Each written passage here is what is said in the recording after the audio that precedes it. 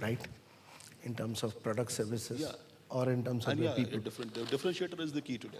That Correct. is the only way we can sell in the market. And we need to seize the initiative when we are at the customer place, because we should also understand that we are not the only one customer is calling us for us to address his requirement. So we need to seize the initiative, understand the competition well, seize the initiative, and design the total value proposition in such a way that we come out to a win-win situation. Yeah, thank you for bringing that point. I think differentiator and creating a value proposition. Now we are almost, other than you all, are HR people in the panel. So, customer value proposition that we do through creating a differentiator is anywhere done by our internal people. So we look back when you look inward and see how do we create value proposition. So Murli, my question to you is that how important and how do you create value? I mean, we have been seeing people, and it's a point to be discussed, today if you see a software engineer, he just want to maintain that application or do the code, and 1 year, 2 year, 3 year, and on the third year he comes back and says, where is my promotion, by the way? So what is that you have done differently? That's not important. Important is that 3 years, and I should have been, all my colleagues have got promoted, I should have got promoted. So basically we are not even looking at, I mean, at a grassroots level, we are not sending that message of creating value or enhancing skill for people. And at an organizational level, how do you create a differentiator? How do you design your structure processes and leadership to create differentiating? Thanks, Ravi, and I'm feeling privileged to be here in one of the finance institute of the country. So thanks, Dr. Patil, for inviting us here. This is very, very privileged crowd. I'm going to join hands with him, so I can have a distance with HR guys, right? And I can talk a little more in support of the sales. My sales head is here, so thanks, Rajesh, for joining us here. Just want to take you back. What is the change in customer behavior in last 10 years? And I will correlate with how we can create value for our customers, how we create value for our organization. And these two things, profitability and values, are derivative of agile organization, right? And it goes vice versa. So I'll correlate how to build an agile organization with having high profitability and customer connect in that. The single biggest change in the consumer behavior is a strong tilt towards price. For example, the companies like Motorola, company like Nokia's, why they have gone down, right? While they continued building up their huge cost on R&D, they continued adding huge customer service cost, they continue adding huge value-added services cost, but why today the company like Macromax, company like Carbon, are phenomenally growing in the market share, and today Macromax is second largest customer share in the mobile handset. Something they are doing differently. And it is clearly bringing down to the customer choice of price and the cost.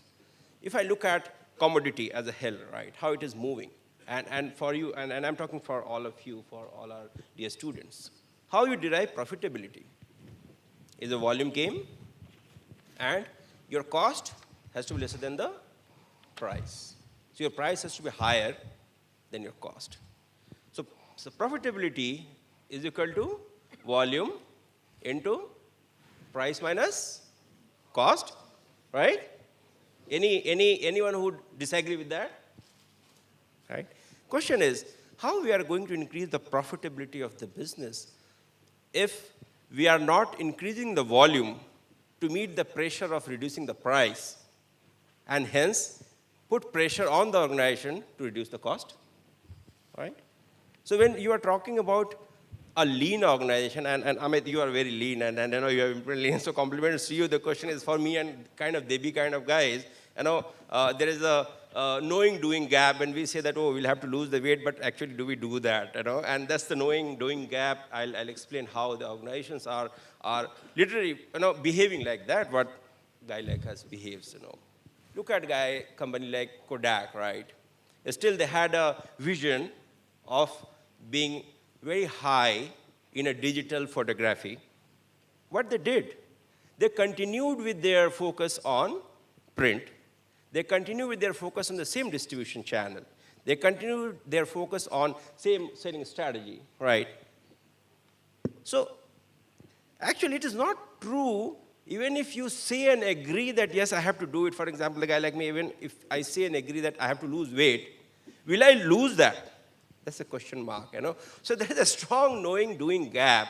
And to build an agile organization, we have to really, really address the knowing-doing gap and bridge those gaps to make it far more lean and agile organization. Look at second part. With all due regards to our all teachers sitting here, right, and the industry leaders sitting here, we have built silos in the organization by design, right? We have built SBUs, and we have built silos across the organization, and that has been done by design, not by mistake. We thought that it is going to be the most effective model. Someday we realized that, oops, it's hitting us bad. And I just want to remind you the Coke versus Coke Zero story. When Coke sued to Coke Zero for the test infringement, and two verticals within the same large organization went into litigation of a test infringement, right? And they went to a lawyer in a US firm, say that Coke Zero has they pirated our test. So why in all the parties, in all cold drinks rack, only Coke Zero is visible, right? So you can think how the silos are working within the organization and creating a havoc, right? Look at how non-response to bridging the silos, and great guy, HR guy like us, they say that, oh, silos have to be brushed, right? Why can't silos be bridged so beautifully so that it works like a very smooth engine of process and profitability? It starts, so all functions are part of supply chain today, right? It starts with a raw material to a fine product. It creates value in the process. And if you are not able to bridge those strong verticals together, we cannot get the end result, which is profitability for the organization and efficiency for us. Moving towards, the leadership has to change gears. The change is only constant phenomena and the only truth, right? The way we say that death is the only truth, we know that. Change is the only truth we should. How we are making it? And the leadership philosophy of either a hard taskmaster or a great thinker or a strategist leader, neither of them can work alone. It has to be a blended leadership approach. And what we call it is a T-group leadership. And what is the vertical leadership? Is performance, right? And what is the horizontal leadership? Is building collaborative effectiveness. And those two goes together to achieve the agility in organization. There are certain specific traits of both the verticals, right? And certain specific deliveries. For example, the vertical leadership which promotes performance and impact profitability in a big way, but who sustains profitability is your collaborative effectiveness leader. For that, the resistance breaker, which is a big impediment in bringing change in the organization, a big impediment in bringing agility in the organization, has to happen by design. The resistance to change has to be managed, has to be broken, right? And always there is a knowing-doing gap which needs to be addressed as strongly as one can. We are very, very demanding about the delegation of authority. We want that our leadership has to be motivator, right? It has to be, they have to give us a space to work. But what is the definition of a delegation today, right? Is empowerment in a defined boundary, which is going to work. But delegation, it should not be an unguided missile, right? That you are being delegated and you shoot left and right. So it has to be in a defined boundary, which brings efficiency and agility to the organization. There are other characteristics which can be explained in a vertical leadership, which is largely addressing team, motivating, a resistance breaker, delegating, effective delegation to that. But look at the vertical building effective collaboration. God forbid if anyone is facing a situation like Nokia, where they today announced that they are shifting their India headquarters out of India, right? Because it's no more a viable organization to retain in the country. They have lost market share. Lunia could not give a rescue to them, right? They are thinking to move the headquarters, and they are going to build an Asia headquarters than an India headquarters practically, and reducing the cost by 73%. The question is, how we are going to be a lean organization if you are not sensitive towards that? Looking at that, the collaborative effectiveness which is going to give the sustainability of our profitability, hence agility from outside and effectiveness from inside. And there we have to have a strong bridger, a strong broker. What broker does differently? Do you know that? A person who does relationship management and a person who is a broker, what they do differently? A relationship guy is managing relations within his solid network. A broker is bringing an outsider into that network, and who is the guy who has the cash, right? So the relationship definition is changing. We have to move out from our comfort zone of relationship to a challenging zone or a more learning zone. How many of you know your friend's friend? For example, if your LinkedIn connects or your Facebook connects, how many of you are connected with all your friends' friend? We feel very comfortable finding our old schoolmate, old college mate, old working colleague. Connecting friend's friend is going to catch and going to bring more agility. Ultimately, what is the outcome of being an agile organization? Profitability, more successful and sustenance. And if we work backward, it comes to a leadership model which gives profitability with more sustainable approach and in a far more efficient way. Any organization which is unsuccessful today will see there are multiple committees get constituted, multiple task force gets constituted because the decision doesn't happen within that organization. You have to bring people from outside. And that is the biggest indicator of an organization design failure. And second is the process gap. So ultimately, agility has to be built. There are more challenges inside than outside. If you are able to cope up inside challenges, I think agility can be proven far more stronger. Thank you. I think one of the points you said, which caught my attention, was silos. And that was a classic example. I think I remember there is a lovely book called Managing Radical Change, and written by Dr. Sumantra Gosar, where he talks about entrepreneurial organizations, right? We become too big to our size so that we can't move. Huh? You have read the book, Elephant Can't Dance, yeah? IBM story. I think there he says, and HCL and few other organizations he has gone ahead and compared, because that book is, of course, probably 10 years or 12 years ago, before he was, he was in London Business School. So he talks about creating organization which is entrepreneur, okay? And change management, of course, that's the core topic, right? And you want your organization to change, you want to push through harsh decisions and things like that. So, Bibip, how do you manage large-scale changes? And the changes that we are talking about, it's not sending a circular and saying that from tomorrow, some such thing will not happen. It's not small changes. It's about, you are talking about it could actually change the whole destiny, vision of the organization. So how do you prepare yourself to push through large-scale changes? Okay, thank you.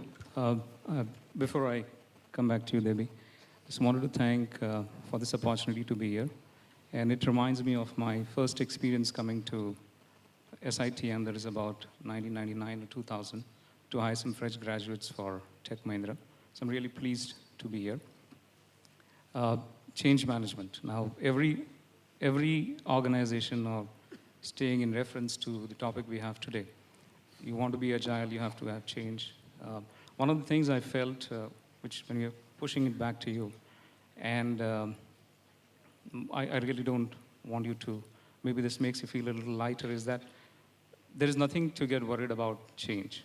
People keep talking about change, challenge, all those things. Those are realities. But look at change as in terms of an opportunity, which you can grab, an opportunity to do new things, an opportunity to do things differently, an opportunity to challenge yourself, an opportunity for you to grow and be successful. So change will be there. It did not challenge previous generation as much as it is going to challenge you. Change management. Maybe I just want to take a little different. For the last about 8-10 years after I left Tech Mahindra, I have consciously not worked with large companies, not because I don't like them. I started enjoying working with small companies because the kind of exposure and the kind of opportunity it provided me.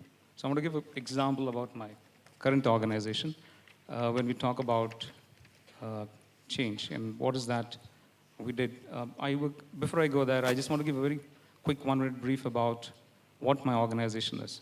I work with a company called Electrocard, which is a Opus Group company. And it is pretty unique in the country because we were the first to challenge any of these large corporations. Our nearest competition is nothing less than 6 billion, 10 billion, 20 billion, or so on. So we have products which drives ATMs. So you go to an SBI ATM and an ICICI ATM. Half of them are driven by us. We have products which has credit cards, applications, end-to-end.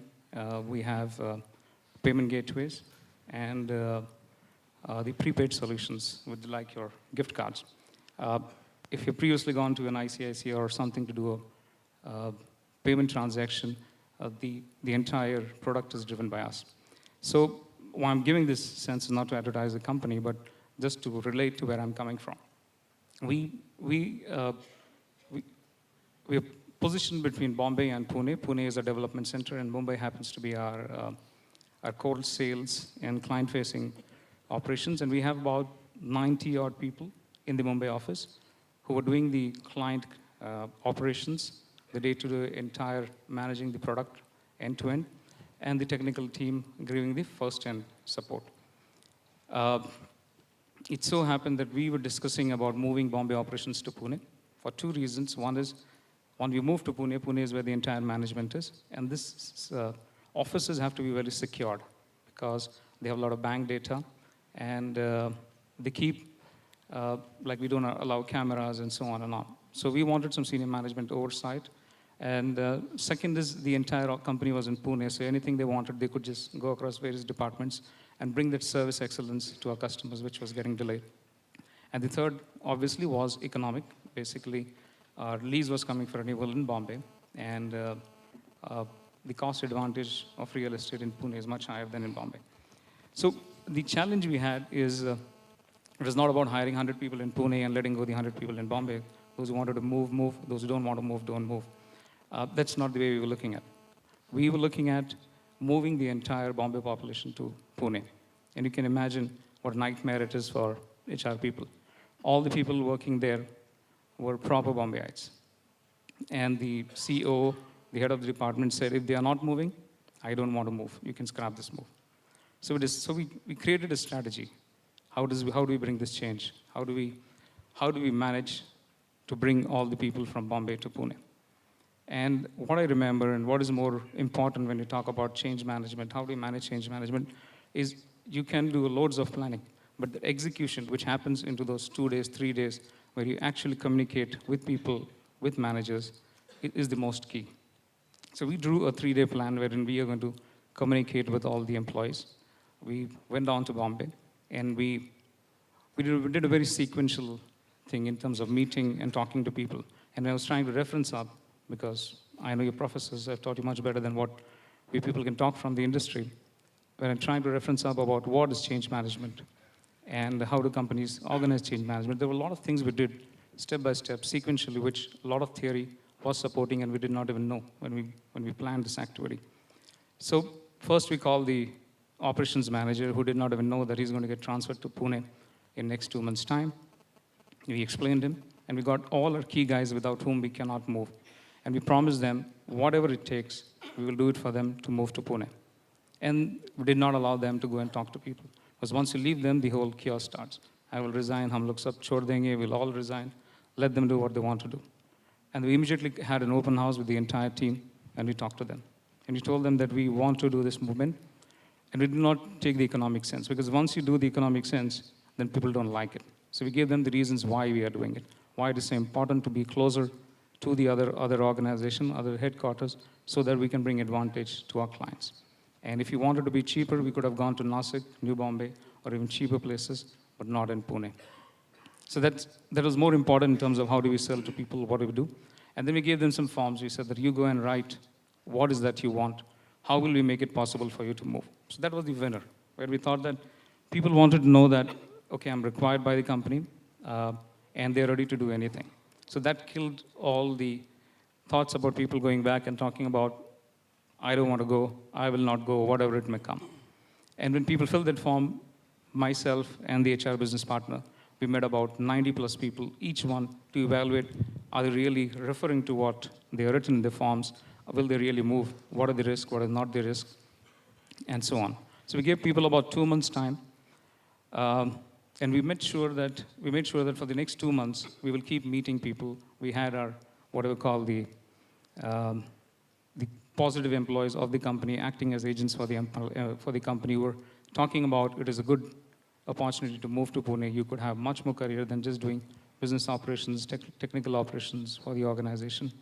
And we managed to move 70% of our population from Bombay to Pune. Even if I was about close to 50% of the population, my business side said that we are not going to make this happen. So that communication which we did for the 2-3 days, we halted in the place. We made sure that we talked to each employee. We gave them the assurance what we will do. And then obviously the economic things we did is taking care of the compensation, taking care of their movements to Pune, taking care of the family movements to Pune, accommodation for 80, 90 people for about 2 months, for senior guys for about 6 months, creating retention bonuses for the key guys, and so on. So we did everything right, but without that communication piece, which we managed sequentially, we wouldn't have been able to do it. So if you look at any execution plan, the most important is what you communicate, how do you communicate, and how do you manage this communication. It's very, very important once we are trying to do that. And my management was surprised when I gave them the results that in the first year, even after doing all these things, paying 100 people retention bonuses or readjusting their compensation upwards, giving them some one-time allowance and all this kind of things, even allowance for 6 months, daily allowance and so on, we still made a 12% profit, 12% savings by moving to Pune. And a continuous saving for the next 4 years is going to be 30% each year, or 26% in the first 5 years. So the important thing is, I still feel, is what you communicate. You bring people on board, saying that this is what the company is wanting to do. This is the situation, and we want their help. We want them to be part of it. Thank you. I think it's a fantastic example of carrying out a change process. I think what creates a difference between a successful and a not so successful companies, again I said, the ability to execute. Okay, carry on with the change management process. Everyone has got ideas, everyone has got a vision to reach, but it's the difference is in how you are able to manage the change. I think 2 things I remembered when you were saying this. Our olden days, when I remember a person called Dr. Seru Rangnekar. Okay, he used to be a management educator, and he was the CEO of one of the multinationals those days. And he every time he used to say, look, there are 3 things a leader should do, okay, for change management, managing change. There's a sense of vision, sense of mission, okay, we want to achieve, and there is a sense of urgency. So you really need to create that urgency in the organization to see we need to move, and we need to move with great speed. I think that's important. I don't know if the students have a change management course in their curriculum or not. If you ever get an opportunity, always look at the Kota's change management for managing radical change. I think that's one of the best things I liked. Now, fine, I mean, we have to manage the change, but who would do that for us, okay? And today I say, whenever I go, I mean, from the last 7-8 months, I went to Exlar, I went to IIM Bangalore, SPGen, and now in Symbiosis, addressing this group of people who have got some experience and doing their management degree. I think you are the future managers or future leaders. We need people to create, drive this change in the organization. So I come back to again, Rahindra, on what are the competencies you think that the current managers need to possess so that they are able to drive the change within the organization? Okay, see what happens is there's always a gap between what the organization expects and what people want to deliver. Everybody of us have our own dreams when we join the organization and say that this is what I can achieve. And the organization says that we are going in one direction and we want everybody to follow. Let's take an example of big organizations, leading organizations. The way they manage the competencies is they create a framework. Now you see, in organization, you've got multiple roles. People are playing multiple roles and there are family frameworks. So every role in an organization as a professional and a behavioral and a technical competency. So you define those competencies required for the job. Seldom we observe that people say, "Ye to main kar hi lunga," but that doesn't work out. And we say that if these competencies are well defined, it becomes easy for people to achieve their objectives. When I talk about these competencies, it looks very theoretical in approach.